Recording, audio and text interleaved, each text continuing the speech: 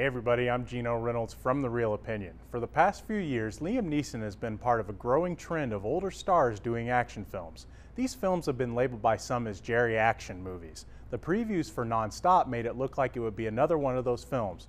I do enjoy most of what Hollywood has offered us, but I was pleasantly surprised when this movie turned out to be a straight-up thriller whodunit instead.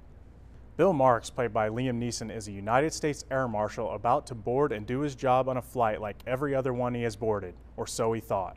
When he receives a text on his secure cell phone that demands $150 million, or in every 20 minutes someone will die, Marks has to find out who is behind the messages.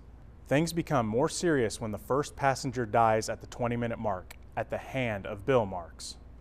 This movie had a lot going for it, but I think my favorite thing is that it kept you guessing. The movie did this by introducing a lot of characters with a lot of different stories behind them. We don't really get to know most of the passengers very well, so that leads to you starting to analyze each of them as Marks does. You will have your hunches and your suspects, but you are never really sure of your choices. That is the kind of whodunit I like.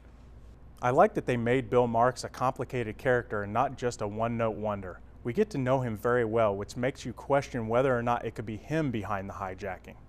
We find out that he has lots of secrets, and we even catch him in some lies. If he would have been a totally perfect good guy, this movie and character would not have worked very well. If you saw the preview for this movie, you have seen the majority of the film's action. There are a few times that some of the action flares up, but most of the time the story is driven by its mystery and suspense. If this was a straight-up action film, it would have needed to be campy like a movie such as Passenger 57 to work. One of my biggest fears for this movie is that it was going to try to be an action film that took itself way too seriously, but as a straight-up thriller, it worked very well. The only real gripe I have about this movie was the ending. It came off as a little cheesy and didn't really fit the tone of the rest of the film. That being said, it didn't really hurt the rest of the story too much.